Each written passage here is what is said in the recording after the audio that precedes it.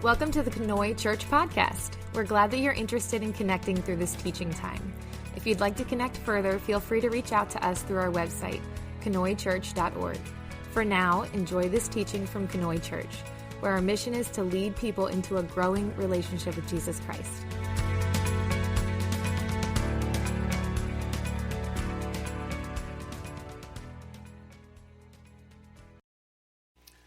Okay, we are continuing in Daniel today, but I gotta confess a disclaimer here. So,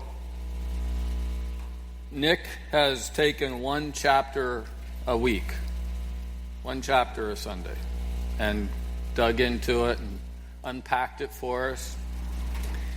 In case you haven't noticed, he and I have probably a unique relationship in that he's told stories about, me hitting him with the backhoe and all that kind of thing. Or putting a bumper in his bed, those stories. So I feel like he's gotten a little retribution here. In fact, he gave me 2 chapters to cover today. And he will be timing my message, I am sure. So I just need to give that disclaimer here that he's given me twice the work. So we're gonna take a fast trip through Daniel 4 and Daniel 5 today, and then I'm gonna unpack the topic that I'm gonna speak on from there, and we won't really visit Daniel again throughout the morning. So first off, for Daniel 4, we're going to show a video that kind of summarizes chapter 4, and then I'll be back with you and summarize chapter 5, and then we'll kick off from there. So, Brad, are you ready?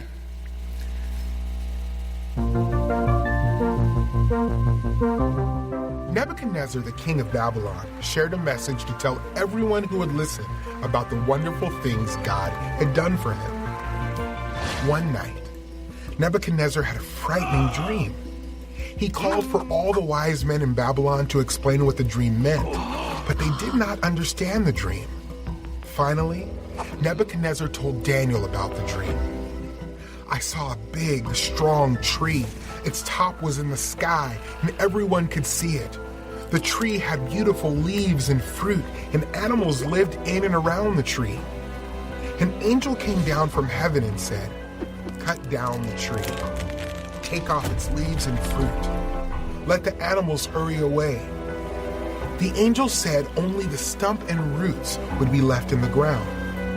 Then the angel said the tree's mind would change from a human's mind into an animal's mind. He said this would happen so that people would know God is ruler over human kingdoms. The dream frightened Daniel too, and he told King Nebuchadnezzar what it meant. "The tree is you," Daniel explained. "You are great and strong, and your greatness reaches the sky." Then Daniel said, "Like the tree was cut down, you will be driven away from people. Instead, you will live with wild animals and eat grass. Like the stump was left in the ground, your kingdom will not be completely destroyed. It will be restored when you acknowledge that God rules over everything." A year later, the king's dream came true. He walked on the roof of his palace and said, "Babylon is great. I built this kingdom with my power and for my glory." Suddenly, the king heard a voice from heaven. "King Nebuchadnezzar, you will be driven away from people. You will live with wild animals and eat grass until you acknowledge that God rules over everything." Nebuchadnezzar was driven away from people. He ate grass like cattle. His hair grew like eagle's feathers, and his nails grew like birds' claws. After some time, Nebuchadnezzar looked up to heaven and praised God. He acknowledged that God rules everything. His kingdom was restored to him, and Nebuchadnezzar gave glory to God.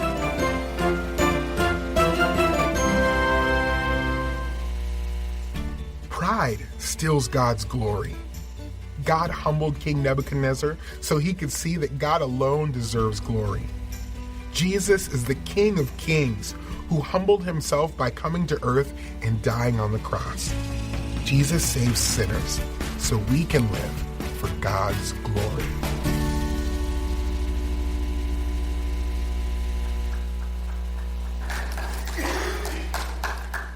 So don't you think Daniel 4 would have been enough for one Sunday? So let's go to Daniel 5, and I'll try to be as entertaining, not. But we go from Daniel 4 to Daniel 5 in the story, and there's a couple of decades of time that pass between the chapters. And we step into history now with King Belshazzar, who was actually the last king of Babylon, which we'll learn why in this chapter. He was the grandson of King Nebuchadnezzar.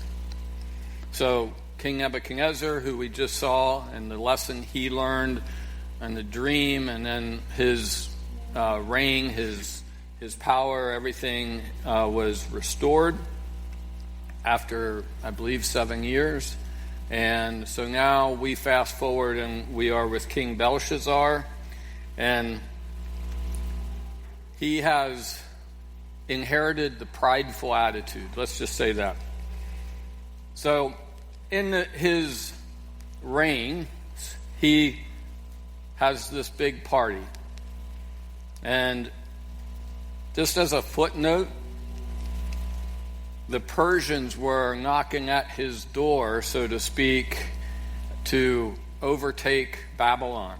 So there are massive armies surrounding his kingdom of Babylon. And what does he decide to do? Let's have a party. Right? Seems like an appropriate time to have a party. So he invites, the Bible says, 1,000 of his noblemen. So basically, that's his administration of his power, of his reign. And they throw a party. And they are drinking, having a grand old time. And they're praising the gods of silver and gold. And then he has this idea. He has the nobleman go and retrieve all the cups and goblets and everything that King Nebuchadnezzar had confiscated when he overtook Judah, which were all sacred, right? So when Nebuchadnezzar defeated Judah, took them captive. That's when Daniel became captive of Nebuchadnezzar. He took all that stuff and he put it aside. He was, I believe, either smart enough or just happened to not, break any sacredness with that kind of stuff. So Belshazzar brings all those in, they fill them with the liquor, the wine, and they continue to drink. Well, then God intervened. Suddenly there's this hand shows up at the party and starts writing on the wall. And yes, this is where we get the term, I saw the handwriting on the wall.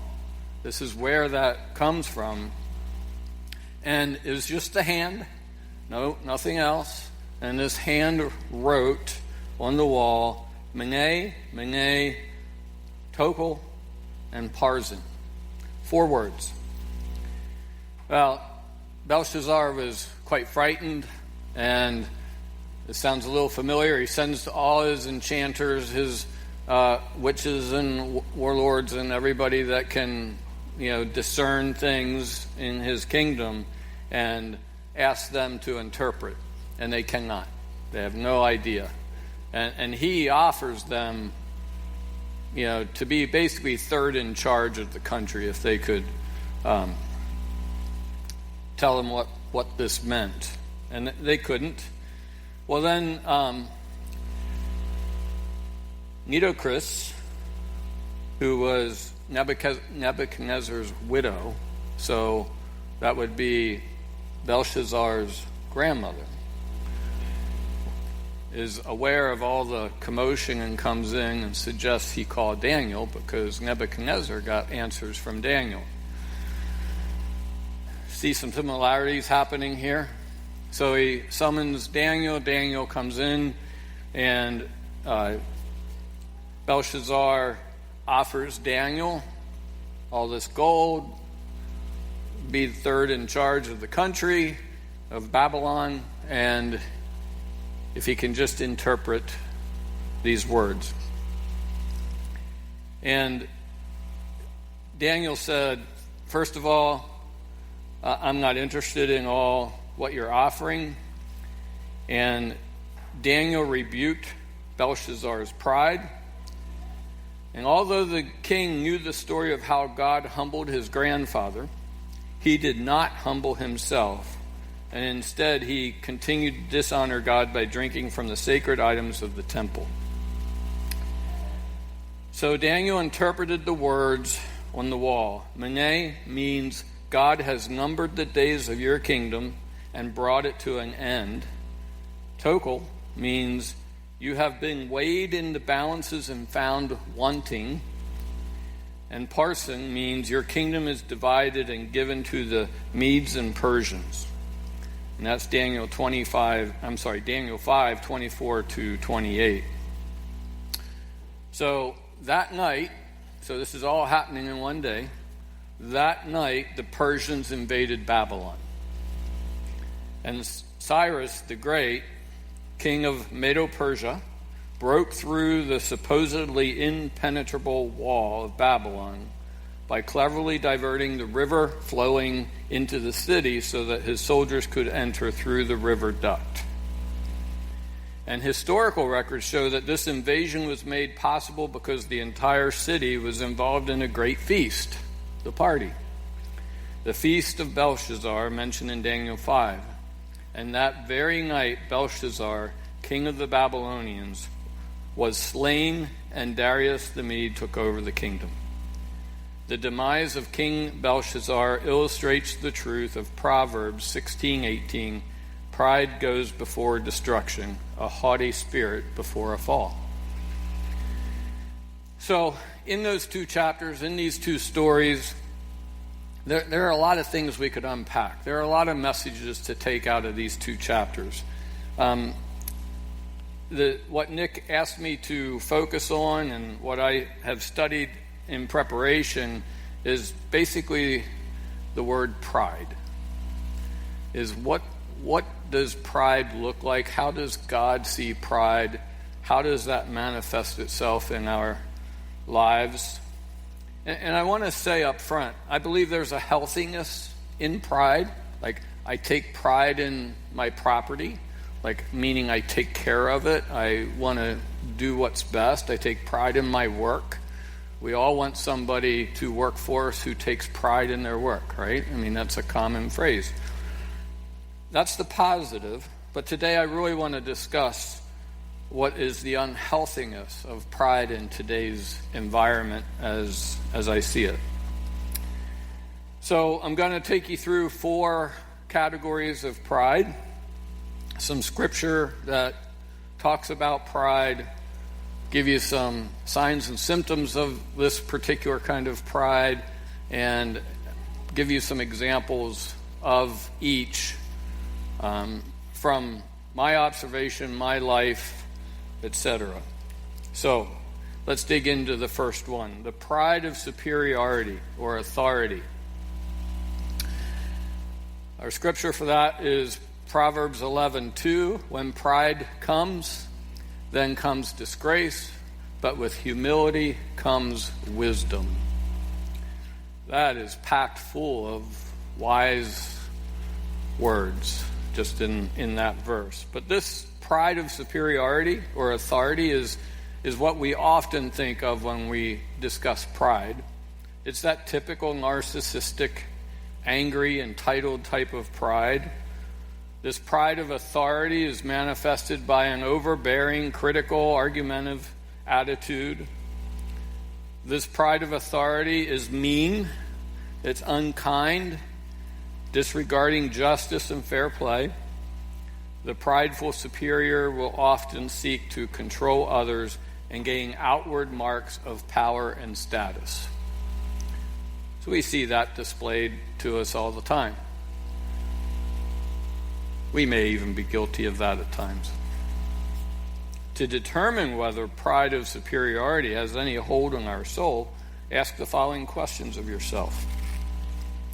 Do I hold myself above others? Do I have a superior attitude? Am I prone to belittle others? Am I inclined to be bossy? Do I speak ill of others? And do I insist on having the last word? And finally, do I take ownership of my shortcomings? My guess is we could probably find at least one of those that we've been guilty of. I know I have. Let me give you a couple examples. So in my work, I'm a franchise business coach and director of operations, and so I deal with type A personalities, prideful in many ways personalities on an everyday basis. And recently I had to pay a visit to a location because they were on borrowed time financially. And I could tell by looking at reports that they just weren't going to last if we didn't intervene in some way. And so I made a visit, met with the husband and wife all day, had to ask some pretty tough questions and some invasive questions. There was tears. There was embarrassment. But I got this email the following day from the wife. And I think this is an illustration of this pride. She said, "It is a shame things got to this point without us sitting down to discuss finances. It literally took you to come down to us and start this conversation. I was glad that my husband was open to brainstorming ideas and did not try to sugarcoat things. As proud as he is, I think he was avoiding this conversation with me at all costs. Thank you very much for this. I think it was a great visit and time spent was worth it." So in that instance, pride got in the way of even husband and wife talking about finances and the reality of their situation. And then one other example, kind of flip that around, that I think would illustrate how many of us, most of us, could own this testimony. And this is from a friend of mine who does a lot of missions trips locally, in the United States, like a week or two at a time. And she went to Guatemala, and she wrote this when she came back. "It was a life-impacting trip, again, and it renewed my passion for the underserved and under-resourced in Guatemala. The fortitude of the people, the stoic acceptance of the difficulties of life, reminds me of how undeservedly blessed and comfortable I am in the life I live. It serves to chastise and bolster me when I'm tempted to complain or despair over some rather trivial discomfort in my life. Forgive me, Lord." How many of us have gotten upset because the light was red and not green?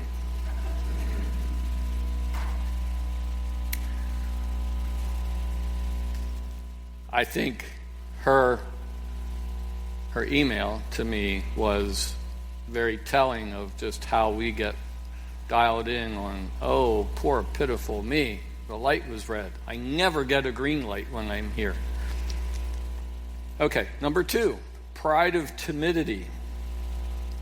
Proverbs 16:5 says, "The Lord detests all the proud of heart. Be sure of this, they will not go unpunished." So the pride of timidity is a type of self-love that ironically manifests itself as self-hatred. The timidity prideful live in fear of what others may think about them. While it may seem to be the opposite of pride, pride of timidity is actually an inverted form of pride because it is still motivated by a disordered self-love. The key error for those with this kind of pride is an overvaluing of opinion of others over the opinion of God. So remember, pride is anything that takes place of what God has in store for us and how God has created us.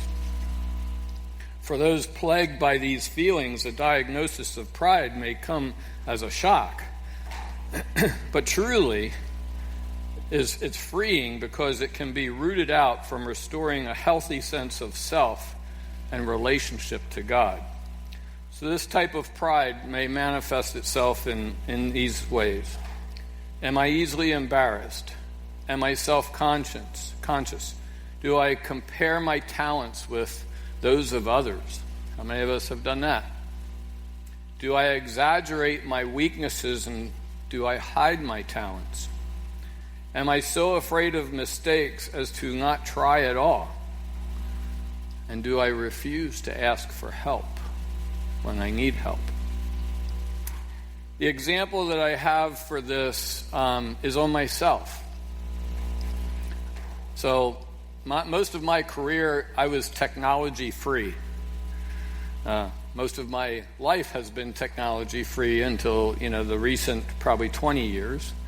Probably 20 years ago, I didn't know what a power button on a laptop looked like. Today, I use the power.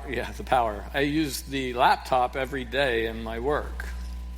But in that process, in the company I work for, I have always called myself our crash dummy for technology.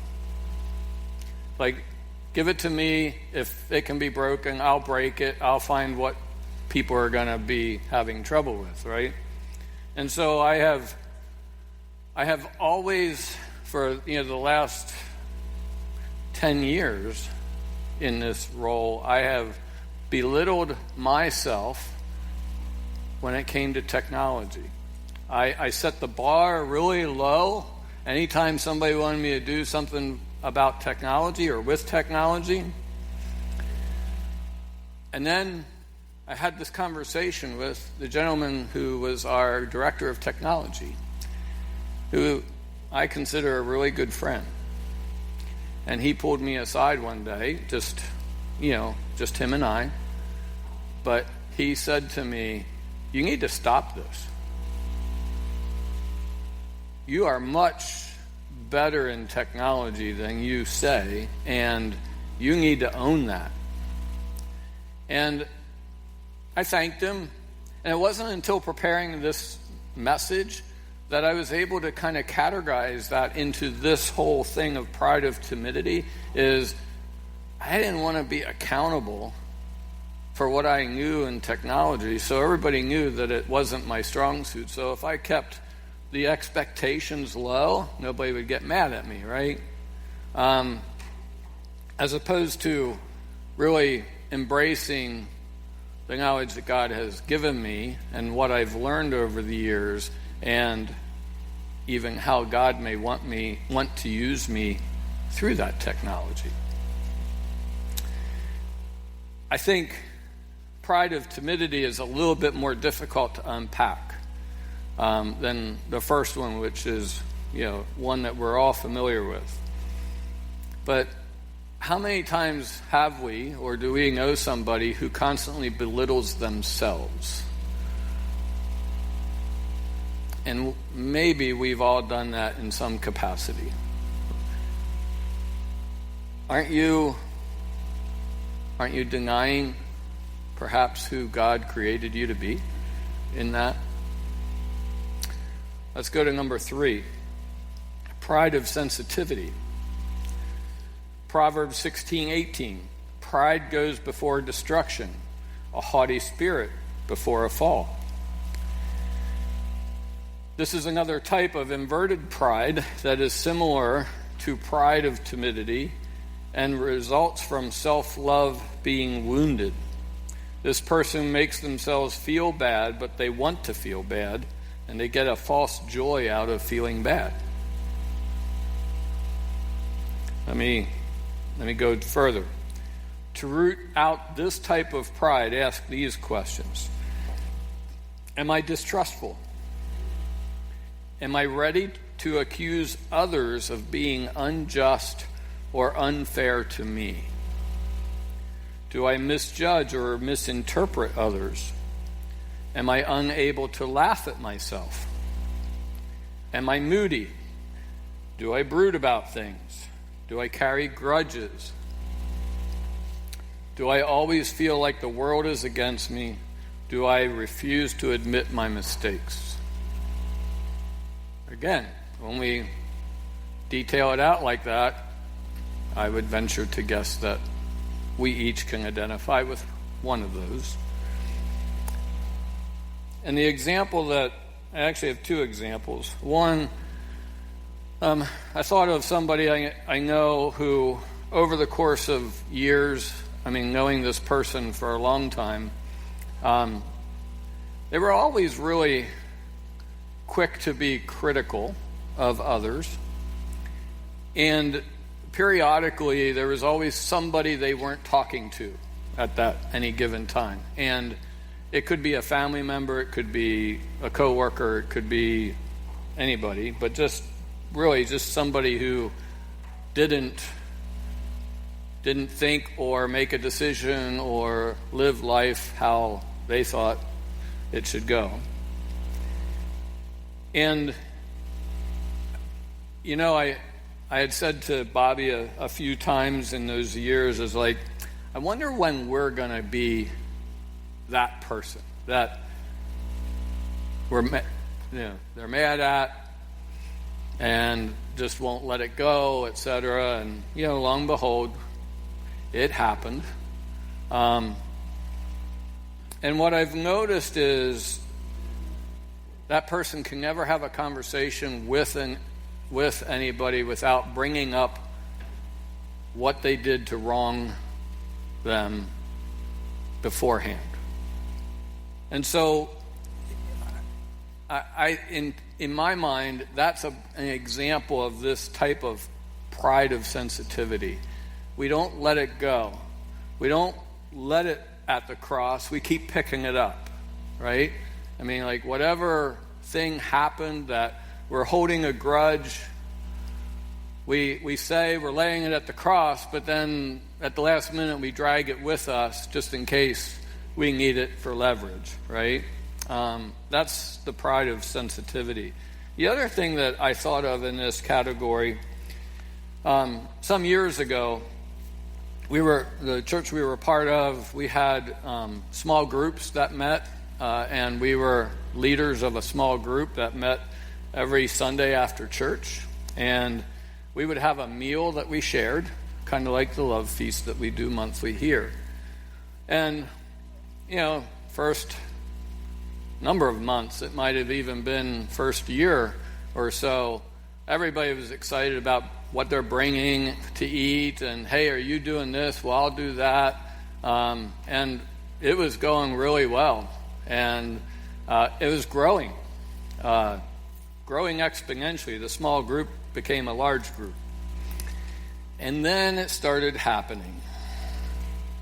Well, I brought meat last week. I'm not bringing meat this week. Somebody else can bring meat. Well, what did you bring last week?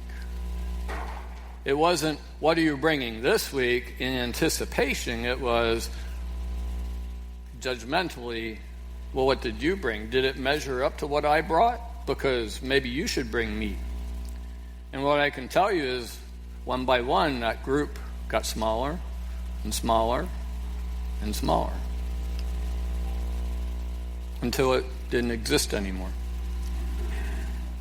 And I would peg it all back to that attitude and that spirit that settled into that small group, that became a large group, that was on fire for Jesus, and then got selfish, and pride set in.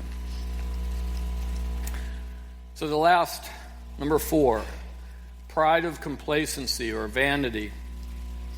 Now this one's pretty easy to point out too, but Philippians 2:3, do nothing out of selfish ambition or vain conceit, but in humility consider others better than yourselves.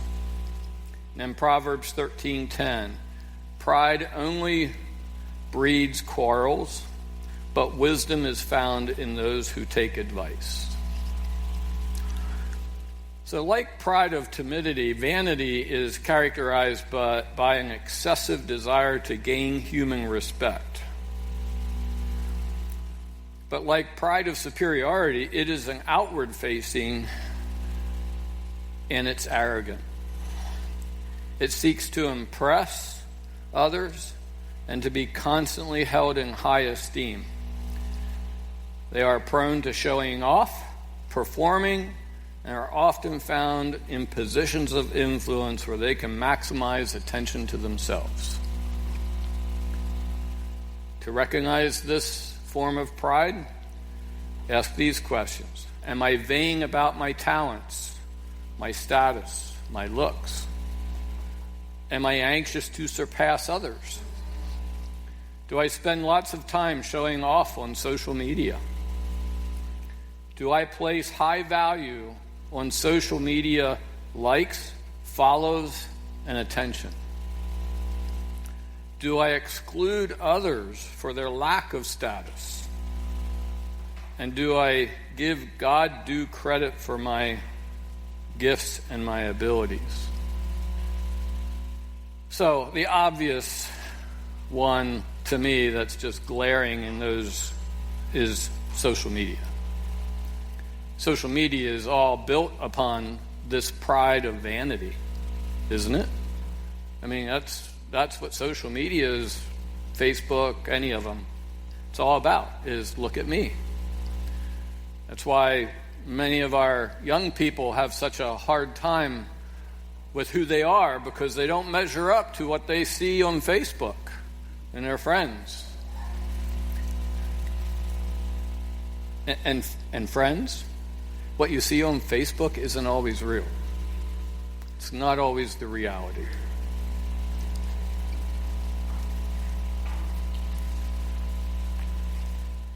I found myself getting sucked into this, we'll just say it that way, last fall. So I was involved in the formation of an organization locally here to take place of another organization, but it meant instead of a voluntary fee, now it was a required fee. And on Facebook, so I was president of one of those organizations. So I was highly involved in this whole thing. And on Facebook, there were people not naming me by name, but naming me by position, and just raking me across and saying all kinds of stuff that was not true about me. And I began to fall into that trap. I wanted to reach through the phone and just grab them. And I knew who they were, right? I mean, I sat across in meetings from some of these people that were saying this stuff. And then I think God just got a hold of my spirit and just said, you don't need that. Delete it. I deleted Facebook. I no longer knew what they were saying about me. And I put my head down with the rest of the people that were working at this, and we pushed it through and got things done that needed to be done, and it was the right thing to do. But I almost got derailed because of the whole social media thing, right? Like, even Bobby said to me at one point, like, that's not who you are. Just let it go. It's like, but that's not right, and like that was the part in me that just wanted to lash out. Another example that I would say is when I was a paramedic. So we all worked really hard to get EMT-P behind our names. And then that wasn't good enough. You needed more letters and more certifications, right? And so, Roger, you got to know all this, right? So then it was Dale Ressler, EMTP, ACOS, ATOS, and just all these different certifications that went behind my name that I was very proud to write down on any document that I was signing for my role as a paramedic. And it got to the point that, internally there were some that, they're just an EMTP. They don't have all the others. Or they're just an EMT. They're not an EMT paramedic, right? So there was all this kind of prideful vanity that occurs inside of that. And I'm not a part of that world every day anymore, but it still exists. The same thing's still there in that world. Let me throw a little closer to home. I think the same thing happens in churches. How many times have you had a conversation with a friend or family member and said, so how many were at your service this morning?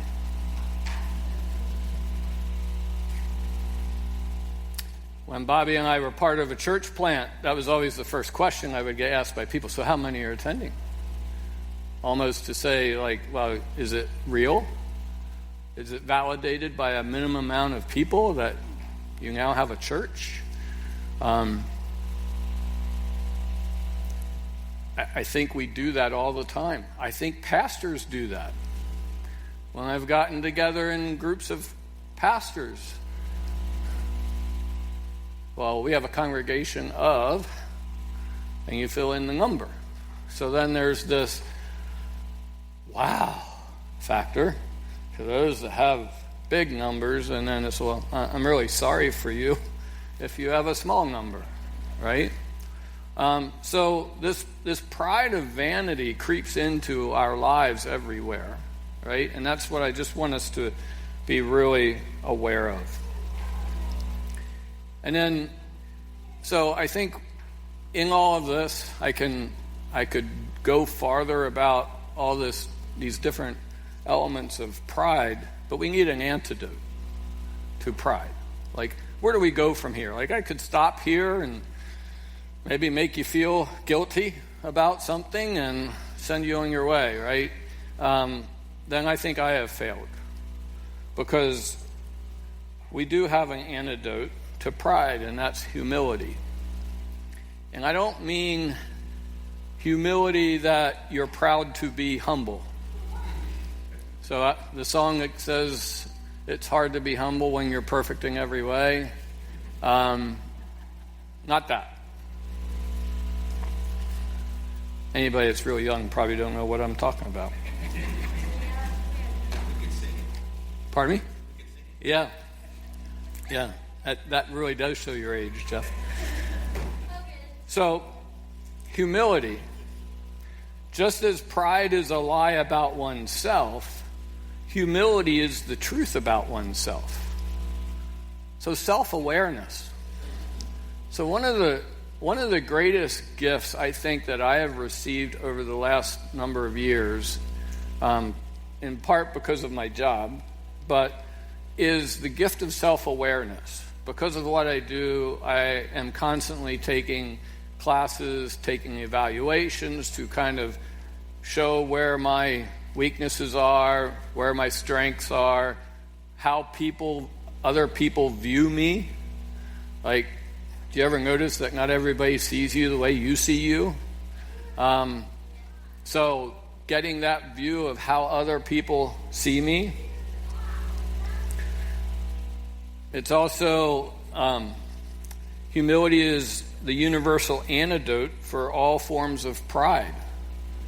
If we truly humble ourselves in whatever category we are looking at, that suddenly dissolves that prideful attitude just like that. Humility is simply honesty about our true destiny and our identity as children of God. We need to embrace who God created us to be. We don't need to be anybody else other than who God created us to be. But it is on us, it is our responsibility to do what is needed to figure out who that is and continue to be a better version of that in our growth, both spiritually, physically, emotionally, in our families, and in our community. Humility is not about self-depreciation or denial of one's achievements, but rather about maintaining a balanced perspective. Again, in my work, I get to meet people I never dreamed I would ever meet. And some people that have every reason to be very proud of who they are, their accomplishments, achievements. And some of them are.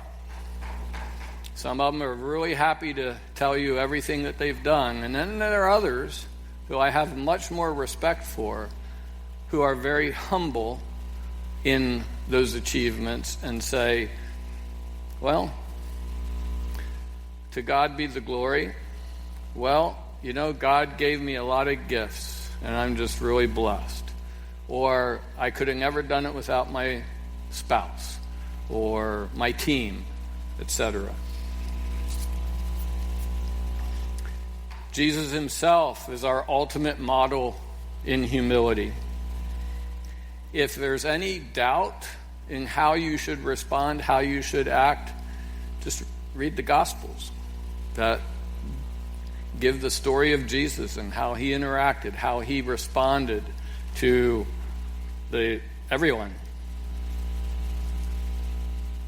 Understanding and accepting our own strengths and weaknesses.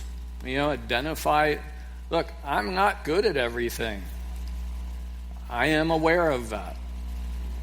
There is a reason I do not have a guitar and be up on the platform. Because that is not where my gift lies. As we grow in spiritual maturity, we should seek to not only avoid the sin, but to root out the circumstances influencing us towards sin. So, going back to my Facebook example, and this is very elementary, but it gives the point. So, the attitude that I was struggling with, the things that were going through my mind, and I really wanted to type, and next time I see them, I am gonna, right? I could have continued to press on myself to not do that, right? But I took it one step further. That really actually made that much easier, is I just deleted Facebook. So that was just an example, but think about areas that you may struggle of sinful behavior or temptation. Sometimes we just need to get rid of the source and eliminate it. And then humility values other people's perspectives and experiences equally. And I think the thing that comes to my mind in this is, again, I talk a lot about my work because, just like you all, I spend a lot of time there. But our president of the company, and we're in any kind of major discussion and push and pull about leadership and where we're going with and how we get there, he will often say to the team, all right, I have something I want to say, but I want to hear the rest of you first. And he'll go around the table and Dale, what do you think? And then, Joaquin, what do you think? And just go around the table and just hear everybody out first before he expresses his feeling and opinion. Maybe his opinion gets changed a little bit in that process. It also allows everybody else, those of us expressing something maybe different than what he ultimately is going to say, it gives us the freedom to express that without feeling like, oh, I'm going to get in trouble, right? Or maybe my job's on the line. I think that's a really neat sign of humility in leadership. So, as kind of a closing story, I want to share something that it's a story about me that I'm not necessarily proud of, but I think it illustrates a lot of these categories of pride that you can decide what category and where and everything, but let me just share my story. So, growing up, we were taught very much to be humble, right? I mean, almost, and I would say almost to be proud to be humble, right? Like, some of you my age probably know that feeling, and like anything beyond that was bragging, and we don't brag, and just that kind of pathway. One of the things that I was taught growing up very vividly was financial responsibility. As a high school student, and I got my first job, my parents made me make a budget with that job, and I haven't deviated from that since. But that was instilled in me. So fast forward now, married, we were financially responsible through it all. We, made our way, got a house, etc., started a business, received some accolades in that business, bought a franchise, and received some accolades as a business person inside that franchise. So to the point that in 2008, we were named Franchise of the Year, which is a very coveted award that's given in that world. You all probably remember what happened the end of 2008 and into 2009, the Great Recession, and things changed in a heartbeat, right? To a point that at one point in 2009, I said to Bobby, I wonder if any Franchise of the Year ever went out of business the following year, because that's the level of pain that we were feeling. I had a mentor through all that who was an incredible businessman, a man of God, someone I spoke with multiple times, generally about every 2 weeks through that time, and he and I still are in contact. But he would help me from a business side, and then in a spiritual side, he would ask me the tough questions. Is there anything in your life that God wants you to give up, etc.? Like, no. And then he brought something to my attention. And he said, Dale, you have had an attitude of pride. And it's like, how? I'm asking, he said, because all of our time we've worked together, because of how you were brought up, you viewed anybody having financial difficulties as being poor managers. I think God's teaching you that you can do everything right and still have trouble. Man, that was hard to hear at that moment, right? But man, I had to get real with God, and if this is true, I never saw it, I never thought it. That wasn't something that I was even aware of, and yet this mentor, who I respected highly, was challenging me in that.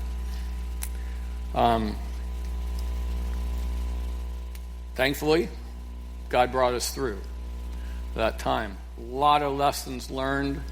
I used those lessons every day in my job. And I felt compelled to share that with you, not, I hope you don't think any different of me, but just to illustrate how this can creep into our lives undetected.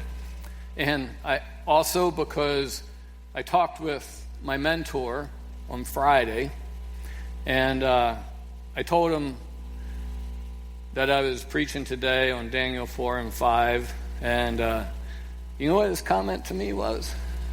He goes, "Mirror, mirror on the wall."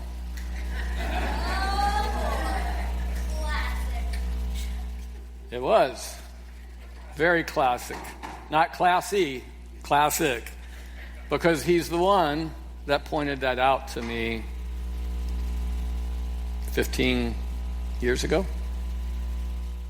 And I'm not saying I've beat that 100%. I can find myself often thinking that way. So now, just in my very first example that I gave you of that business I went to visit and the email that the wife sent to me, I caught myself having that attitude going into that meeting. Fortunately, I had some travel time to let God get me right before I got there. So, in our story, Nebuchadnezzar did humble himself after his encounter with God. Belshazzar did not. And Belshazzar had the advantage of lessons learned from his grandfather, and yet failed to heed those lessons. So as we close, I just want to simply ask this question of you for some self-evaluation, and I'll pray. Where do you currently exist on the continuum between humility and pride? If humility is that cross, and pride is way over here, where do you exist? Where do you live?